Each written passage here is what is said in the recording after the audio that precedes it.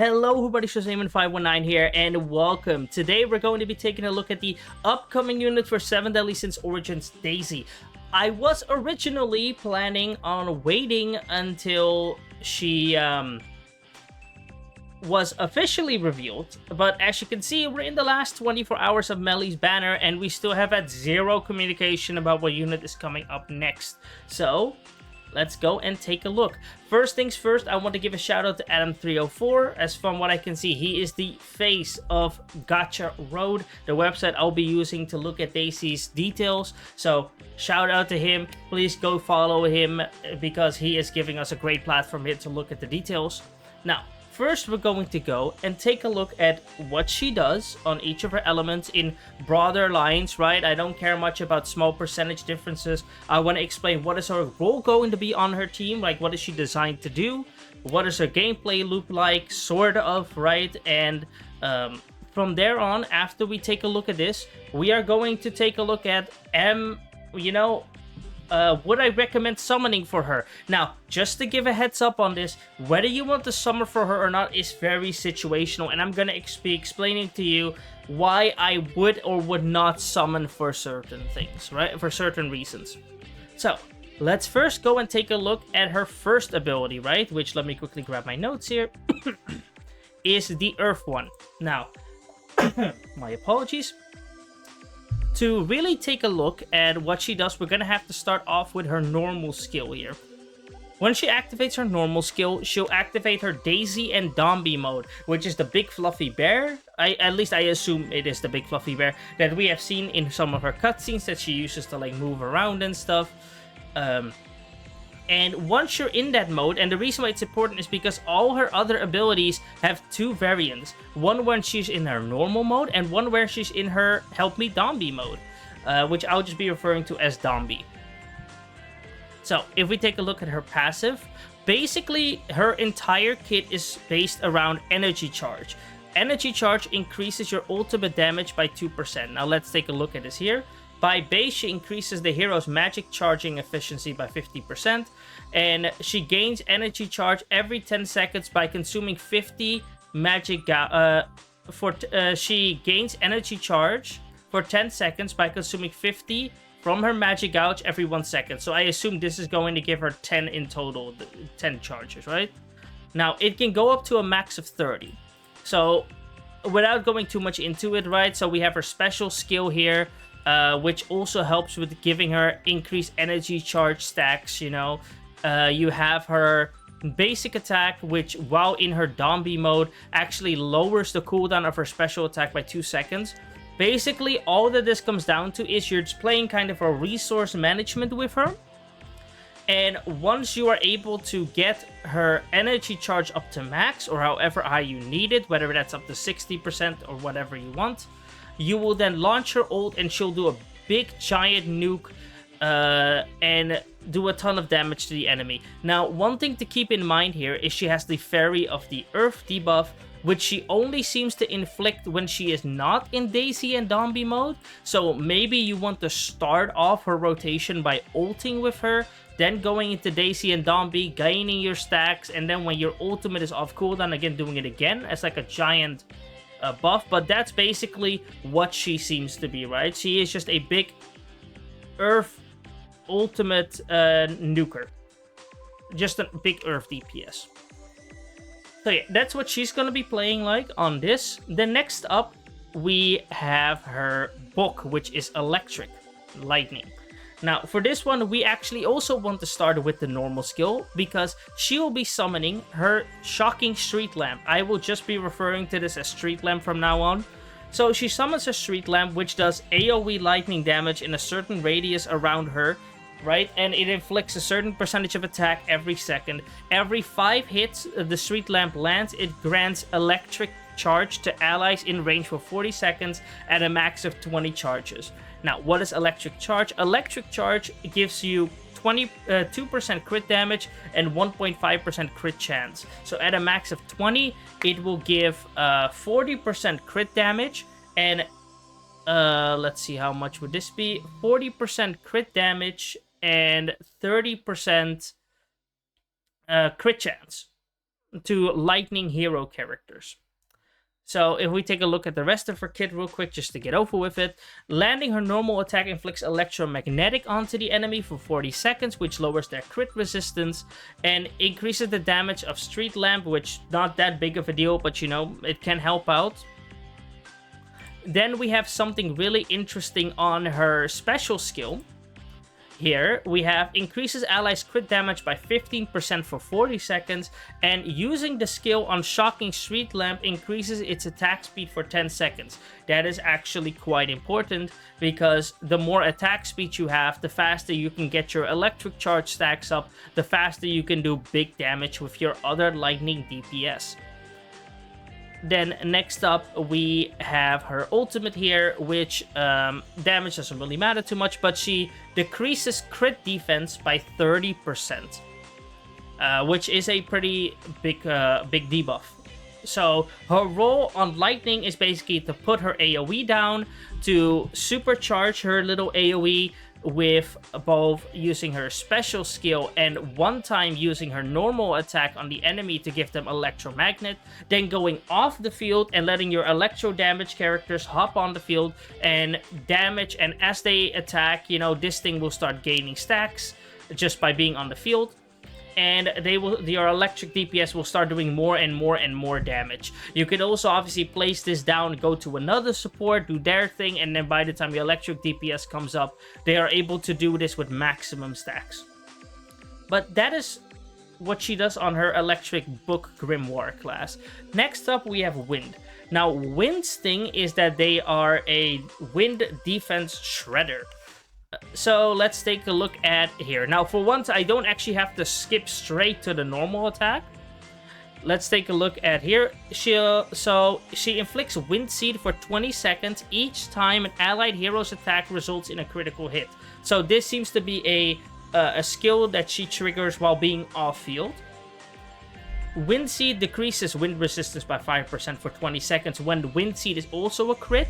So your ally does a crit, you attack with Will Seed automatically, and then if Will Seed itself is also a crit, you lower the enemy's wind resistance by 5%. So you really, really want her to crit.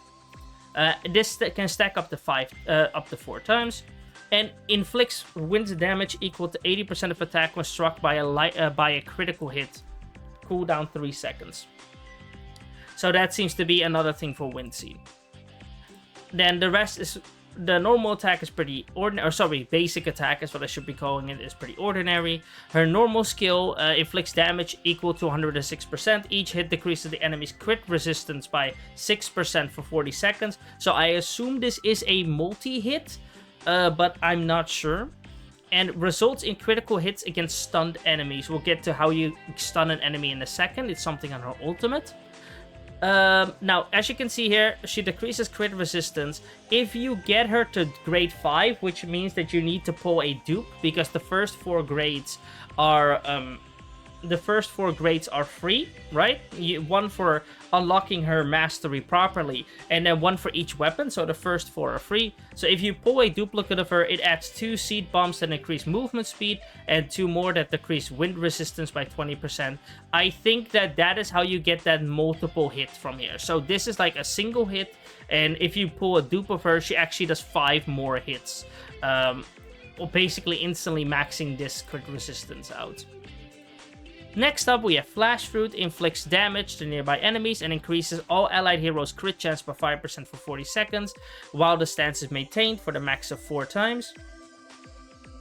The final strike inflicts damage equal to 32% of attack and inflicts stun for 4 seconds. Sorry, it was not on her ultimate, it was on her special skill. But yeah, she inflicts stun from here. Next up, we are skipping over the tag attack, by the way. Next up, we have her ultimate. For 10 seconds, enemy in range have their wind resistance decreased by 20%, and perseverance rate decreased by 30%. Become inflicted with Wind Seed for 20 seconds every second, which, once again, Wind Seed is this, right? It decreases their wind resistance by 5%. Oh, so this is like a debuff. It's not actually an attack. Makes sense. I'm stupid. Wincy for 20 seconds every second and take damage equal to 90% of attack. Oh, so it does also damage. Each critical hit on an enemy in range decreases Wincy's cooldown by 1 second. And here we see once again what Wincy does, same description as before. So yeah, her whole thing here is that she is sub DPS. She inflicts stun, she inflicts defense shred. So yeah, that's it. Defense shred and off-field sub DPS is basically what her main role here will be. Some small things here are locked behind you pulling a dupe, but it's honestly not the biggest deal, right? Most of her kit still functions without that final dupe. Now, we have finished talking about what her kit does. Let's go ahead and talk a bit about what am I gonna be pulling for her or not, right? That's basically what this comes down to. Now I'm going to quickly drag over origindb.gg because I do need that in a second. So I am skipping her, but let's explain as to why. If I look at her roles, I currently do not have any need for it. My main team is a Fire Meliodas. Don't question Guella why she's on this. That's a long story. It's for the team power for now. But it is a Meliodas Fire team. Now, why is that important? I am not an extremely hardcore player, right? I did not get to rank 30 on day 1. I am still trying to get from rank 39 to 40. And that's where a lot of other people also find themselves, right? So, that also means that I am still building up my main team. I have no proper interest in building up a whole new element, right? And there's no reason for me to. I just straight up do not have the resources. Like, the season pass isn't even out. For context, I am a Dolphin, a small time spender. So, if I look at Earth, it's cool that she's like a DPS with a big nuke. But we're gonna get a free SSR selector. And if you have Diana, you don't need another Earth DPS, right? Like, it's cool to have. But you really don't need her for this role if you have Diana, right? You really don't. Now, once again, if you want her because you like her or you don't like Diana or her gameplay style, you prefer to have her, go for it. But I'm playing from my account. So, I know I'll probably either pull Diana at some point or I'll get her off the free SSR selector. So, I have no reason to want this right now, right? I have no reason to want to invest my limited resources into 2 Earth DPS this early on in the game. Now, next up, we have her Lightning book. This is really good. She is a great Lightning support, right? Very focused. I love when they really limit the support to one thing so that they can actually increase how strong the support is. But the issue is that if we actually take a look at the Lightning characters in the game, we have Gil Thunder, which we're finally all getting a free copy of soon. But we have Gil Thunder, and then you have Drake. I don't have Drake, and I don't really feel like, you know, RNGing it on me pulling Drake at some point, and then on top of that having the resources to build him. So, unless you really build Drake, there is no real reason to use that aspect of her for now. Now, okay, so I'm gonna get Diana. I have no reason for this. I don't have Drake, and I don't care to build for him, even if I did magically pull him at some point. So I don't have a need for this. Wand. Now, this one, I think, has the most prowess, right? Like, once again, I explained how these two might work into you, right? If you really want to use Earth, but you don't like Diana, or her gameplay style, if you have, what's his name? Drake, right? If you have Drake and you really like using Drake, this is definitely a good investment. Then we look at Wind, right? The Wand. Which is, like I said, an off-field DPS. She shreds wind resistance, all that type of stuff. The stun, I don't think is that big of a deal, but, you know, it is cool that it is there. And the reason I'm not gonna do that is because I have a Wind team here. I do. But I'm not going to be building them yet. I'm still working on this team. I haven't even cleared the mission of 35,000 power yet.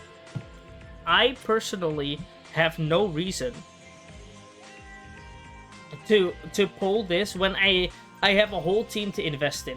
Eventually, we're gonna get Bon or Escanor, which from what I'm seeing are like, Bon is like physical and Escanor is fire. I could just yoink them on this team, either by replacing Melee as they are the main DPS, or by like replacing Aguila or something like that, you know? At which point I would only need to build them. Basically, what I'm saying is that we're really early on in the game's lifespan, and I just simply do not have enough resources to spend on building a whole win team. I don't have the resources to bank on me pulling Drake randomly at some point and using him. I don't have the resources to justify me building 2 Earth DPSs, right? Especially with how strong Melee is, I don't need 2 Earth DPSs. I really don't. So that is the reason why I'm skipping. Now, once again, maybe for you the situation is different, right? I already explained for these two. Maybe instead of building a Melee Fire team when the game came out, you made a Meliodas Wind team. At which point, if you did, she is a very, you know, good idea to pull for. But that is my take on this, right? That's my thoughts on it. I'm skipping. I don't think everyone should skip, right? I think if people want to, if they find themselves in one of the situations I explained, feel free to pull for her. If you have any other thoughts on Daisy as a unit, right? Feel free to leave them in the comments down below. Maybe you are summoning for her for a different reason. Maybe you're skipping her for a completely different reason. Feel free to let me know in the comments down below. I would love to hear what you guys' thoughts are on this. And hey, maybe you'll open my eyes to some new ways of thinking that I can take into account on the next should you skip or should you summon video. I've been your host, Eamon519. I hope you all enjoyed, and I'll see y'all in the next one. Bye bye.